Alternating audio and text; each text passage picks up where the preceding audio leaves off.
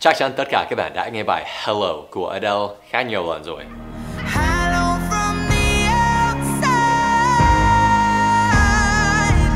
Nó rất hay, nhưng đến một câu ở cuối điệp khúc thì có lẽ các bạn thấy bối rối một tí.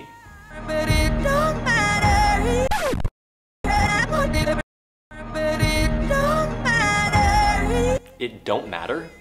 Ngữ pháp đấy sai mà đúng không? Lẽ ra Adele này nói It doesn't matter. Nhưng cô ấy lại nói sai, trong khi cô ấy là người bản ngữ. Phải. Trong ví dụ ấy, Adele cố tình dùng don't thay vào doesn't. Vì từ don't này phù hợp hơn với nhịp điệu của bài hát ấy. Và nhiều ca sĩ khác cũng làm như vậy. Tuy nhiên, cũng có nhiều trường hợp khác mà người bản ngữ tiếng Anh mắc phải lỗi hoàn toàn vô tình. Bây giờ, mình sẽ giới thiệu 8 trường hợp sai để các bạn tránh những lỗi ấy. Và khi thấy người bản ngữ mắc phải một trong nó, các bạn có thể nói mình giỏi tiếng Anh hơn bọn bản ngữ kia. Here we go.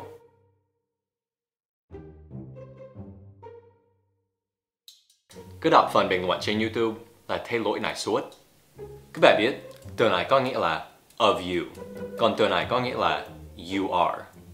Lý do vì sao nhiều người bản ngữ bị nhầm lẫn khi viết hai từ này là vì khi nói, cả hai thường không được nhấn mạnh như trọng âm và chúng được phát âm giống nhau. You're. Dù sao, khi viết các bạn phải cẩn thận để chọn từ đúng. Và nếu trên mạng các bạn thấy một bình luận viết You're an idiot, thì cứ trả lời một cách bình tĩnh No, you're an idiot.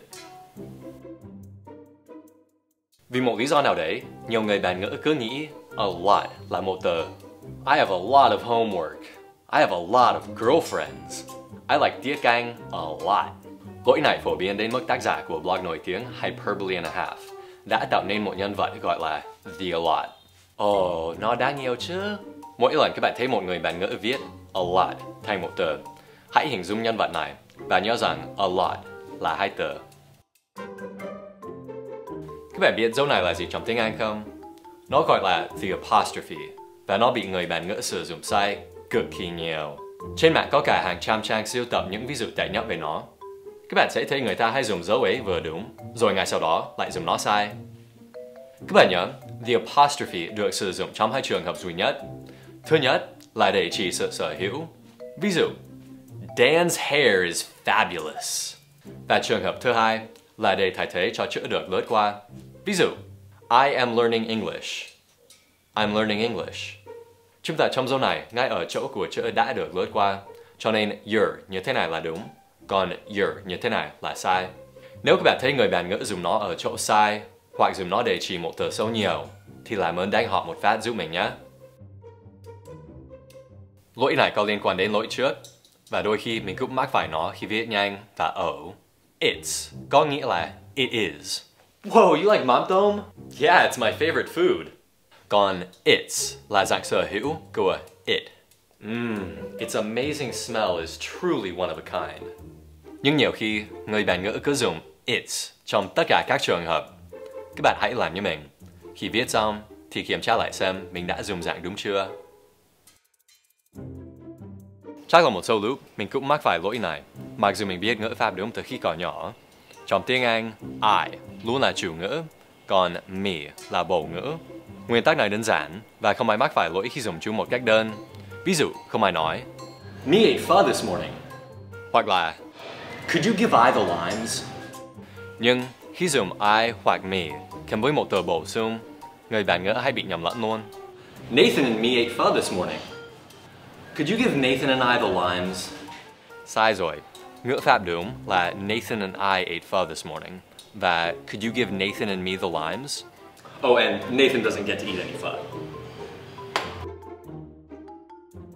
Hình như trên mạng có trào lưu sử dụng definitely, tức là chắc chắn, với chữ A thay thế cho chữ I đấy. Không. Nếu tra Urban Dictionary thì các bạn sẽ biết đó là idiot speak.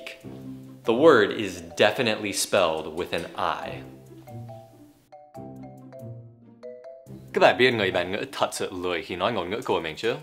Nếu dùng ngữ pháp đúng, thì there is đi kèm với danh từ số ít hoặc không đếm được. Ew, there's mom tôm in this soup. Còn there are đi kèm với danh từ số nhiều. There are 21 cans of beer on my desk. I've never been so happy. Nhưng vì người bản ngữ lười, nên họ thường chỉ nói there is hoặc there's luôn. Nhất là khi có một cụm từ như a lot of hoặc not many, đứng giữa there's và bộ ngữ của nó. There's a lot of reasons to love Hanoi. Có thể nội dung của câu vừa rồi đúng, nhưng ngữ pháp lại sai. Nói cho đúng là there are a lot of reasons to love Hanoi. Vì nhiều khi cách viết của một từ trong tiếng Anh và cách phát âm của nó rất khác nhau, nên các bạn hãy thấy nhầm lẫn về chính tả. Wait, rough, cough, through, thorough. Và người bản ngữ cũng thế. Ví dụ, nếu bạn nghĩ bạn sẽ bị thua cuộc trong một trận đấu gì đó, bạn sẽ viết như thế nào bằng tiếng Anh? Nếu làm theo hàng triệu người bản ngữ, thì bạn sẽ viết theo kiểu này. Nhưng thế là sai.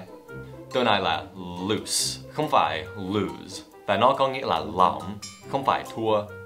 Chính tả đúng là L-O-S-E, lose. Lại đúng không? Tại sao từ này lại không được viết một cách hợp lý hơn như L-O-O-Z-E? Vì sao ư? Vì tiếng Anh điên rồ mà. Ta chúc các bạn học điên rồ theo. Oh, and You can't, right? You're doing good, you're doing good, you're doing good. Sorry, I stopped recording. Oh, okay.